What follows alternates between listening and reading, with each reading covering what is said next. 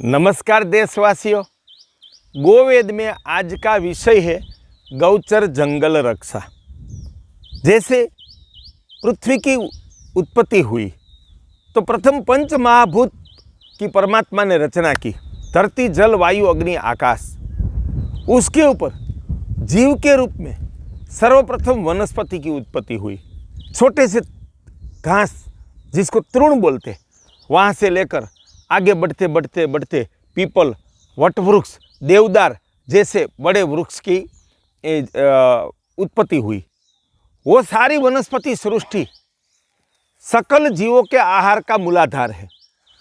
जितने भी तृणाहारी जीव है, मधुमक्खी से लेकर गाय और हाथी तक, मनुष्य तक, तो वो सब उनका आहार वनस्पति है। शिकारी प्राणी जिसका शिकार करते हैं, उनका आहार ये वनस्पति है। इसलिए सकल प्राणी सृष्टि की आहार का आधार वनस्पति सृष्टि है। इस वनस्पति का 4 प्रकार है। एक है घास, तृण, अलग अलग प्रकार के घास होते हैं। दूसरा है वृक्ष, तीसरा है छोड़, पौधा जिसको बोलते हैं, और चौथा है बेल। तो घास किसको कहते हैं? जिसको तंतु मूल है, छोटे छोटे पतले पतले धागे जैसे मूल होते हैं, वो सब तृण प्रजाति है। उसकी ऊंचाई 6 इंच से 12 फीट तक की मैंने खुद ने देखी है। और 1000 से ज़्यादा प्रजाति के घास भारत भूमि में है, ऐसा वनस्पतिविदों का मानना है और हमारा भी अंदाज है। वृक्ष किसको कहते हैं? जिसकी तना बहुत मजबूत होती है, जिसकी जड़ भी बहुत मजबूत और गहरी जाती है, जिसकी ऊंचाई 15 फीट से लेकर हमारे यहाँ पीपल, बरगद 100 फीट तक जाते हैं।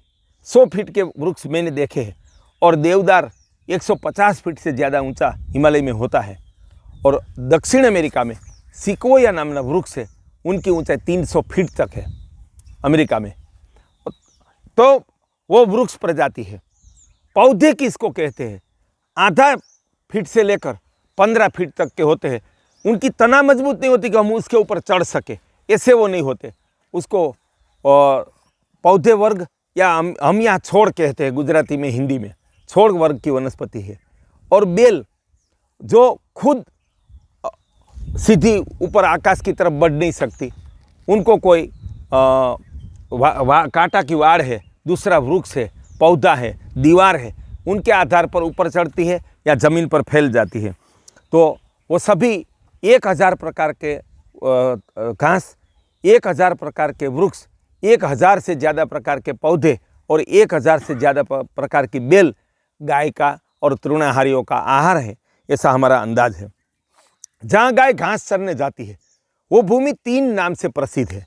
एक गोचर भूमि, वो हमारी संस्कृति की परंपरा थी कि हर एक देश, गाँव में, हर एक देश में राज्य शासन द्वारा एक निश्चित भूमि तय की जाती थी। उनमें कोई खेतीबाड़ी नहीं करेगा, मकान नहीं बनाएगा, ये गोचर के लिए आरक्षित भूमि है। इसको हम वैदिक काल से गौचर कहते हैं। जो खानगी मालिकी के गौचर थे, उनको वीड़ बोलते थे। वो भी गोपालन के लिए, पशुपालन के लिए एक प्रकृति का अभिन्न अंग है। तीसरा है जंगल, जहाँ ऊंची ऊंची पहाड़ियाँ हैं, बड़ी बड़ी नदियाँ हैं, जहाँ खेतीबाड़ी की संभावना कम है। ऐसी भूमि पर भारत में और विश्व में सभी जगह जंगल छा गए हैं। वो तीनों भूमि में गाय घास चरने जाती है। घास की प्रजाति मैं आपको बताऊं तो मैं गिर जंगल में आया हूं। तो हमारा गिर जंगल जिंजवा घास, शनियार घास की प्रसिद्ध भूमि है। वैसे यहाँ सरो, दर, खेव, गंधारी नाम का एक घास गोपालक कहते हैं। उसकी खुशबू में खुद मेरा परम सौभाग्य है कि पिछले 10 साल में 10 दिन से ज़्यादा सुबह से शाम साथ में रोटी लेकर मैं गाय चराने पशुपालकों के साथ गया हूँ। वहाँ दोपहर को हम रसोई खुद में बनाता और हम खाते हैं, सुबह से शाम तक नदी में स्नान करते। वो भी एक प्रकृति की दिव्यता की अनुभूति है। तब यहाँ शनियार घास मुख्य है, जिंजवा है, राजस्थान में सेवण है, दर्भ जिसको हम पवित्र मानते हैं, वो भी बहुत पोषक है। गन्ना भी एक प्रकार का तृण है, तो वो भी गाय के लिए सर्वश्रेष्ठ एक घास की प्रजाति है। और दूर्वा जिसको हम पवित्र मानते हैं। तो इस प्रकार के अलग अलग प्रकार के घास है। और जो पौधे बताए तो उसमें मखनी मुख्य है, उसके इतने इतने पौधे होते हैं, उसमें गुलाबी जामली फूल होते हैं और सोनेरी फूल है वो सोनवेल कहते हैं। वैसे समेरवी है, ऐसे मंडूकपर्णी है, ऐसे यष्टि मधु है, बला है, द्रोणपुष्पी है, मामेजवा है, ऐसे औषधि पुत्रदा है, पुनर्नवा है, कणिजरा है, तांजरदा भी के पौधे भी होते हैं। ऐसे कई प्रकार के जो पौधे हैं वो गाय का आहार है। बेल में मुख्य कहे तो जीवंतिका, जीवंतिका एक संजीवनी समान बेल है कि उसके पत्ते खाने से आँखों की ज्योति, गाय मनुष्य या कोई भी तृणाहारी प्राणी खाएगा तो उनकी आँखों की ज्योति श्रेष्ठ होगी। वो दूध का परम संजीवनी औषध है। गाय जीवंतिका खाएगी तो उसका दूध की वृद्धि होगी। स्त्रियों को जीवंतिका के पान खिलाए जाए तो स्त्रियों को भी दूध की वृद्धि होती है और उसकी गुणवत्ता श्रेष्ठ होती है। एक हेमकंद वनस्पति है, गर्मी की मौसम में बहुत खिलती है। जब सारी धरती सूखी हो तब उनके पत्ते गाय खाती है और उसमें बीज लगते हैं, वो घी की वृद्धि करते हैं। वेवड़ी की वेल है, सत्तावर है, ऐसे नसोतर है, वो अलग अलग प्रकार। सत्तावर की गांठ होती है जिसको हम सतावरी कहते हैं, वो भी एक दिव्य वनस्पति है। यहाँ गिर में, हमारे गिन्नर में विदारी कंद होते हैं, उनकी गांठ पोषक बहुत है और फर्टिलिटी के लिए, फलद्रुपता के लिए, मनुष्य के लिए और गाय के लिए एक श्रेष्ठ है। और गिलोय जो कड़वी रहती है, नीम पर मुख्य होती है, लेकिन कोई भी देसी कुल के वृक्ष पर होती है, उससे गाय को बहुत पोषण मिलता है।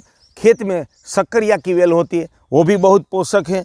और खेत में अगर लगानी है तो जीवंतिका, गिलोय, सत्तावर और शक्करिया की बेल लगानी चाहिए। वो गाय और कोई भी प्राणी के लिए बहुत पोषक है। वृक्ष गाय का आहार है। मैंने जंगल में खुद ने देखा, यहाँ रोहिणी के वृक्ष बहुत है, उनके पत्ते भी गाय खाती है और उनके गर्मी की सीजन में उसमें फल, रोणियाँ कहते हैं, वो गाय को बहुत पोषक होता है। ऐसा गोपालों का कहना। नीम, चैत्र महीना में गाय को नीम खिलाया जाए तो सभी प्रकार के बुखार से उनको सुरक्षा मिलती है और उनका आरोग्य श्रेष्ठ रहता है। उनके थन खराब होने की संभावना कम हो जाती है। फूल के सहित चैत्र महीना में गाय को नए पत्ते और फूल खिलाने ही चाहिए 30 दिन तक चैत्र महीना में। ऐसे आंवला खाती है गाय जंगल में। ऐसे बिल्व वृक्ष में अब बेल पकते हैं, उनके फल बिल्व वृक्ष के, तो बेल खाते हैं। और अर्जुन, उनके पत्ते गाय खाती है, तो उनका दूध पीने से हमें हृदय रोग की समस्या हल हो जाती है। देसी बबूल की सींग खाती है, उनसे हमारी हड्डियां मजबूत होती है।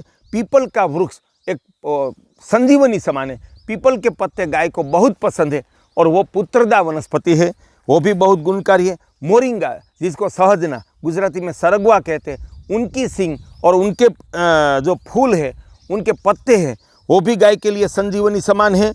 महुए के जो फूल होते हैं वो गाय दौड़ के उनके नीचे जाती है और खाती है। ऐसा आदिवासी क्षेत्र में मैंने देखा है।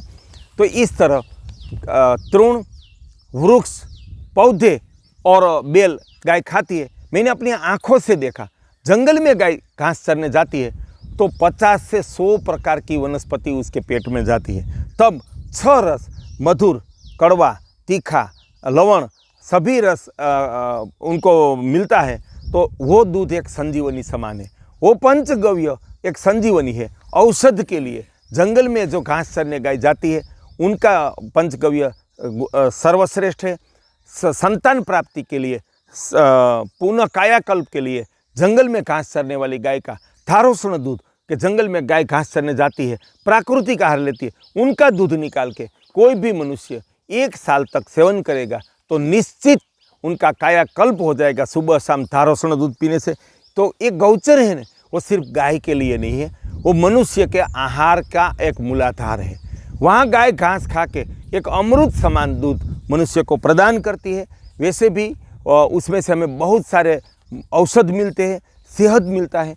जंगल में गाय का जीवन चक्र कैसा है वो मैं आपको बताऊं तो बारिश की ऋतु एक वरदान रूप गाय के लिए और तृणाहारी के लिए है। गाय पेट भर के घास खाती है और तृप्त और बलवान और फलद्रुपता उनकी बढ़ती है, बलशाली हो जाती है, ज़्यादा दूध देती है। जब बारिश की मौसम ख़त्म हो जाए तो घास धीरे धीरे सूखने लगता है, तो सूखा घास खाती है। बाद में पतझड़, जिसको हम पानखर बोले, वो ऋतु आती है, तो गाय जो बचा कुचा घास के साथ वो जो पान गिर जाते हैं वो सूखे पत्ते खाती है। और गर्मी की मौसम में कोई कोई ऐसा फल पकता है, जैसे बेल पकते हैं, रोहिणी वृक्ष के पकते हैं, तो सूखे घास पत्तों के साथ वो फल खाती है गाय।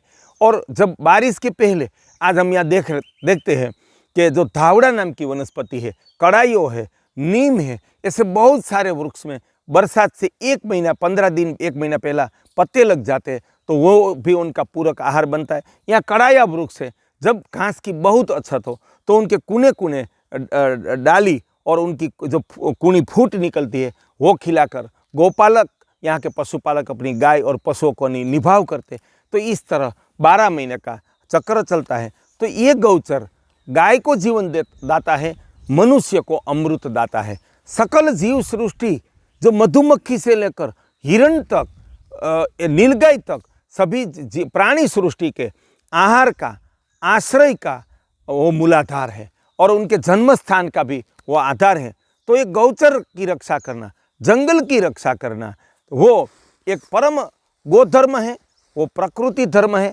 सकल जीव सृष्टि की रक्षा का, जीव दया का परम ईश्वरी धर्म है, वो हमारा राष्ट्र धर्म है। गौचर का, हमें गाय न पालनी हो फिर भी हर एक मनुष्य को गौचर की दिव्यता, जंगल की दिव्यता, उनकी उपयोगिता का ज्ञान प्राप्त करना चाहिए। वो प्रकृति ज्ञान है, वो सचमुच एक ईश्वरीय ज्ञान है कि उसमें से हमें कैसा दूध मिलता है, कितने औषध मिलते हैं, और सकल जीव सृष्टि को एक जीवन दाता है। तो उनकी रक्षा करना, वो हम कोई भी धर्म स्थान बनाए, कोई भी धार्मिक कार्यक्रम करे, तो मैं मानता हूँ उनसे करोड़ गुना मूल्यवान धर्म गौचर जंगल की रक्षा का है, जीव सृष्टि की रक्षा का है। वेद प्रकृति ज्ञान के ग्रंथ है, वेदों में यही बताया है, लेकिन हम भटक गए, हम जंगल को भूल गए, हम गाय को भूल गए, हम प्रकृति जीव सृष्टि को भूल गए, और एक के पास एक धर्म स्थान बनाना, धार्मिक कार्यक्रम करना, उसका ही चिंतन करना, उनकी ही चर्चा करना, उनकी ही बातें सुनना, तब हम ईश्वर के पास नहीं गए हैं, उससे बहुत दूर चले गए हैं।